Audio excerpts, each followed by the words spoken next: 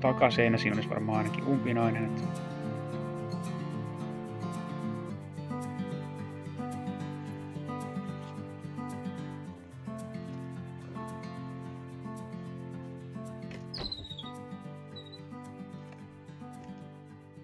pakkaset on poukkunut taas tänä talvena oikein kunnolla, niin voitaisiin vähän tarkastella, että miten täällä Kalliomäen pirtissä on nyt sitten pärjätty.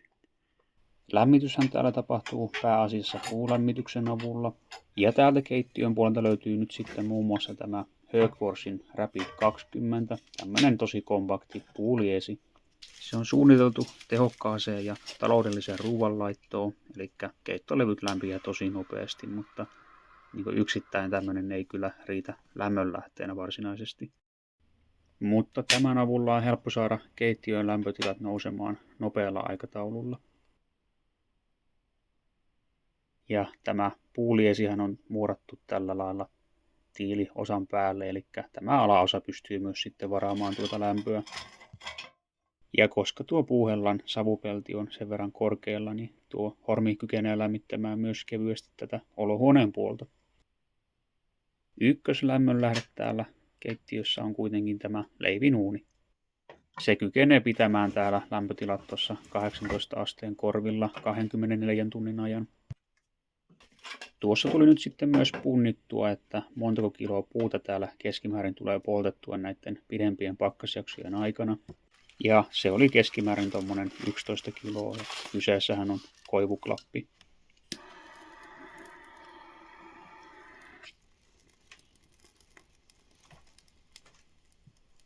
Silloin kun on vähän lauhemmat pakkasjaksot ja yöllä lämpötilat pyörii tuolla -5 ja 10 välillä, niin riittää oikeastaan, että joka toinen päivä lämmittää leivinuunia.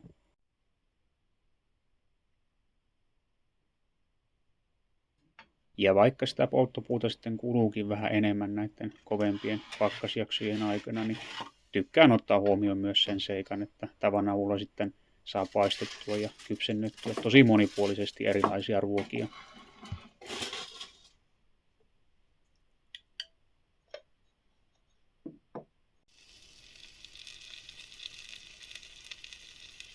Ja aivan parasta on se, kun heittää sitten tuohon uunin päälle vaikka tuon villapaidan yöksi lämpiämään, niin se on mukava vetää aamulla päällensä ja sinne voi sitten myös aina nakata työhanskat ja pipot kuivumaan, kun tulee pihalta hommista. Tuo leivinuunihan toimii nyt sitten vielä käytännössä toistaiseksi koko tämän talon sydämenä, koska täällä toisessa päädyssä on vain yksi tulisija ja se on tämmöinen Porinmatin kaikkein matalin malli. Mutta jos tämän saisi esimerkiksi korvattua sillä toisiksi korkeammalla mallilla, joka on tuommoinen noin 140 senttiä korkea, niin se alkaisi olla jo aika hyvä sitten näihin tiloihin. Täällä oli alun perin semmoinen paikalleen muurattu huoneuuni, mutta se oli sen verran kehnosti toteutettu ja sitten vielä päässyt tosi huonoon kuntoon sisältä, niin se tuli purettua pois. Olen kyllä haaveillut semmoisestakin, että muuraisi tänne matalan pönttöuunin, kun niissä on mukavasti sitä lämmittävää pinta-alaa.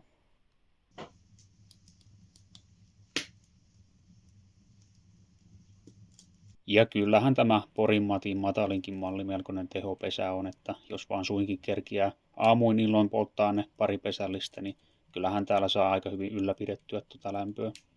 Täällä olohuoneen puolellahan on tosiaan tämä tämmöinen öljytäytteinen sähkölämmitin käytössä, kun on tuo Porinmatti vaan ja se on raakasti alimitotettu, niin tämä pitää huolen sitten siitä, että täällä pysyy semmoiset mukavat lämmöt vähän kylmemmälläkin. Tosin tätä ei ole tullut edes ikinä pidettyä täydellä teholla päällä, että siinähän on tuo maksimiteho tuon 2000 wattia, mutta se on tuolla lailla puolella teholla ollut käytössä. Siinä kohtaa kun ulkona on pakkasta -20 tai enemmän, niin tämä oikeastaan tämmöisillä säädöillä sitten, että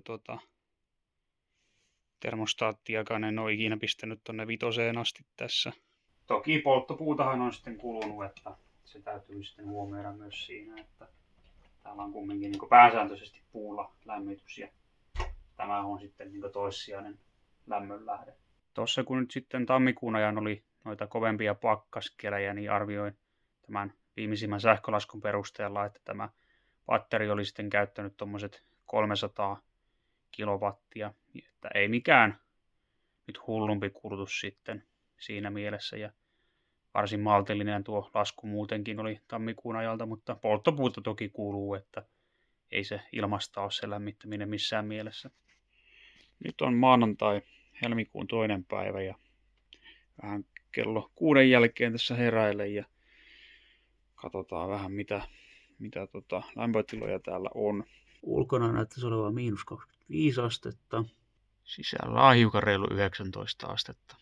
Nyt pienen lämmittelyn jäljiltä on lämpötila noussut tuonne 22 asteeseen. Et katsotaan sitten tässä, jos uskaltaisi lähteä töissäkin pyörähtää, niin mihin asti se sitten laskee varmaan tuonne 17 asteeseen, jos nyt pakkanen pysyy päivänkin aikana kireänä.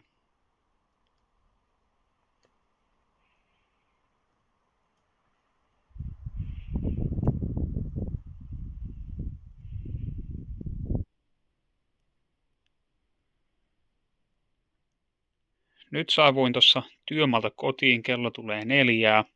Ulkona on tommonen -14 astetta pakkasta ja mitäs täällä nyt näyttää sitten tuo sisämittari. 18 astetta, että ei lainkaan hullumpi. Aamulla tuli poltettua Puuhellassa hiukan puuta ja Porin Masassa, niin se huomioon ottaen ihan hyvät oltavat nyt sitten. Tuo pomppaa tuosta hujauksesta tuonne johonkin 22 asteeseen, kun laittaa Puuhellaan valkeen ja Porin Masaan sytyttää pesän, niin ei lainkaan hassumpi, kun oli tosiaan viime yö oli nyt sitten jo -26 ja ensi yönä menee vissiin vielä kylmemmäksi. Täällä Vintin puolella tuli jatkettua eristyshommia tuossa viime marraskuussa, että täällähän tuli jo aikaa sitten poistettua kaikki vanhat sahanpurut, kun piti tehdä puukorjauksia tänne kattopalkistoihin, mutta nyt siellä on sitten uudet kutterit tuolla alla. Ja nyt tähän tuli sitten laitettua vielä lisää tämmöistä Huntonin tätä puukuitueristettä. Siinä on vieläkin kyllä varaa lisätä varmaan tommoset 10 senttiä. Tässä on oikeastaan ollut nyt ihan merkittävä ero sitten aiempiin talviin verrattuna, että huomattavasti paremmin pitää tuo tupakeittiön puoli tuon lämmön.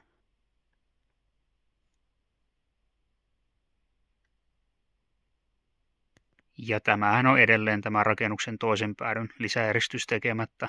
Tällä hetkellä tuo alkuperäinen vaatimattomat noin 150 milliä sahanpurua kutterin lastua, että ei riitä alkuunkaan. Se pitäisi nyt sitten oikeastaan saada minimissään tuplattua tämä eristekerroksen vahvuus. Joku tuommoinen 400 milliä alkaisi olla jo aika hyvä sitten, että sen jälkeen niin alkaa kyllä varsin hyvin riittää tämmöisessä rakennuksessa. Vanhan talon henkeen sopii nämä perinteiset paksut räsymatot ja niitä pitkin on tosi mukava kävellä. On semmoinen lämmin kulkureitti. Joka huoneessa oikeastaan omat mattonsa noiden pääkulkureittien kohdalla.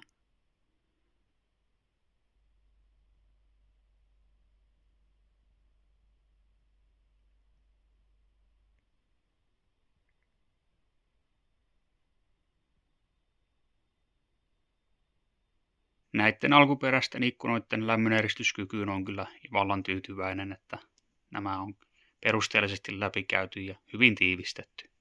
Ja vanhan talon asukin yksi parhaista kaveristahan on villasukat ja niitä on hyvä olla iso laatikollinen ja itsellekin niitä on aika hyvin kertynyt, kun niitä aina saa lahjaksi.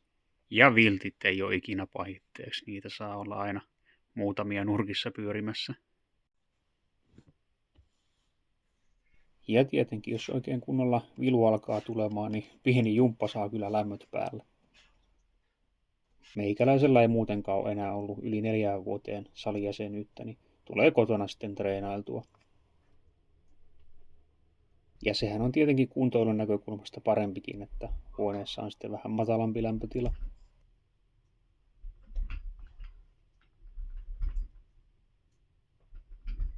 Nythän on muuten käytännössä myös ensimmäinen talvi, kun tämä makuuhuone on käytössä. Ja tämä on kyllä ihan mukava. Siinä pysyy yllättävän hyvin lämmöt, vaikka tässä tilassa ei varsinaisesti mitään omaa lämmönlähdettä olekaan, että se tulee sitten tuolta olohuoneen ja keittiön puolelta.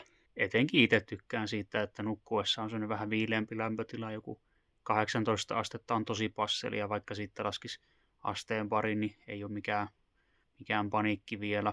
Meillä oli kyllä tuossa sitten joulun aikaan se sähköpatteri tässä käytössä ja meikäläinen oikeastaan sitten hikoili mutta jos oikein kylmät pakkaskelit niin on, niin se on ihan mukavaa, että tähänkin saa sitten tarvittaessa ton sähköpatterin kiinni.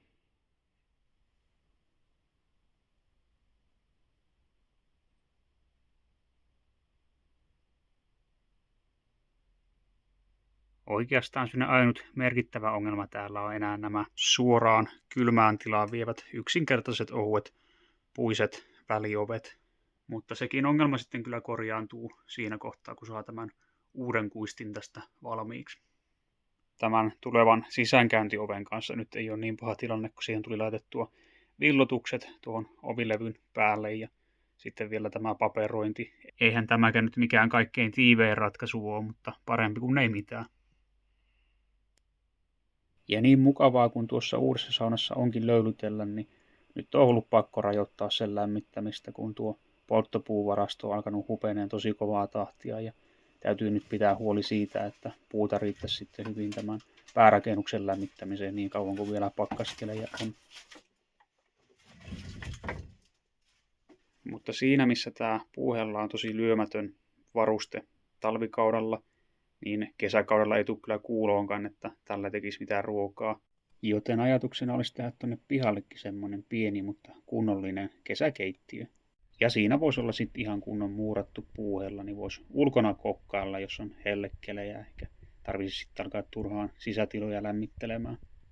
Sen paikka tulisi olemaan jossain näillä main, missä on ollut tätä klapin kuivauskatosta. Nämä on tämmöisiä hätäisesti kyhättyjä rakenteita ja saa kaikki tuosta purkaa pois. Ja tässä on aika hyvä läjä tämmöistä vanhaa tiiltä, joka on olohuoneen vanhasta huoneuunista purettua.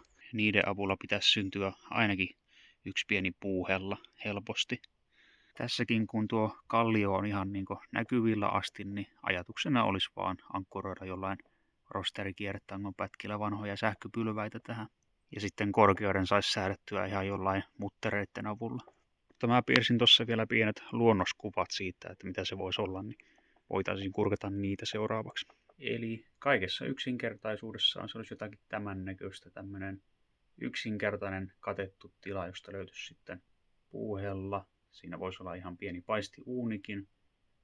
Sitten voisi olla muurikkapannua varten tuommoinen oma paikkansa. Ja ei sillä mitenkään liikaa ylimääräistä lattia-alaa ja varmaan ihan hiekka tai kivimurske siinä sitten pohjalla. Ja mitoitus olisi jotain tätä luokkaa, eli leveyttä olisi tuommoinen 3 metriä ja syvyyttä 2 metriä.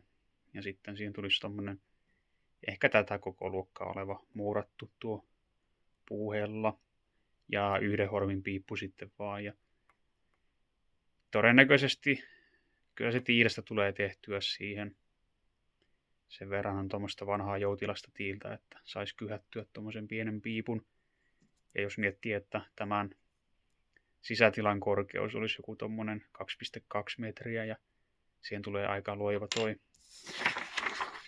loiva katto, niin mitähän tuo piippu sitten olisi. Jos tuossa kohtaa on 2,2, tuolla on varmaan joku 3 metriä, niin se on tuommoinen 3,5 metriä, vähän reilu. Takaseinä siinä olisi varmaan ainakin umpinainen, että siinä olisi palomuurit noilla osilla ja tuolla sitten jonkinnäköistä laudotusta ja näihin voisi sitten tehdä jonkinnäköiset taitettavat semmoiset sermit, että sen saa sitten syksylläkin mukavan lämpimäksi, kun vaan sulkee nämä aukot.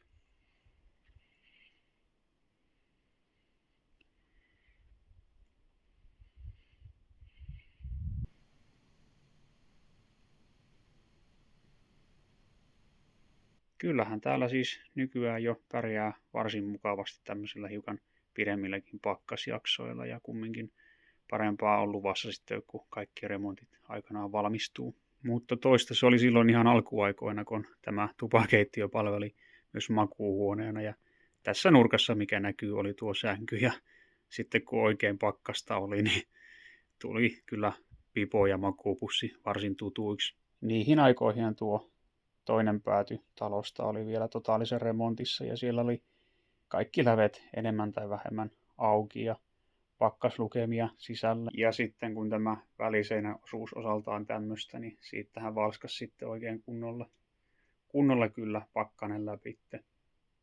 Täältä kun olohuoneen puolelta katsoo, niin ihan näkyy päivän valo keittiön puolelta läpi tuolta raoista.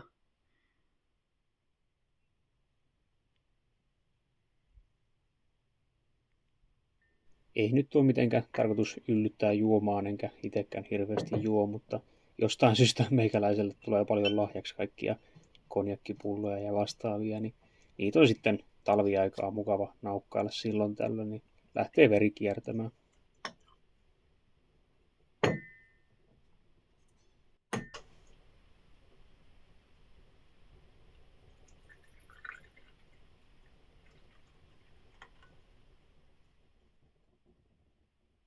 Eiköhän siinä ollut sitten kaikki tältä erää, eli kiitos taas katselusta ja nähdäänpä seuraavalla kerralla.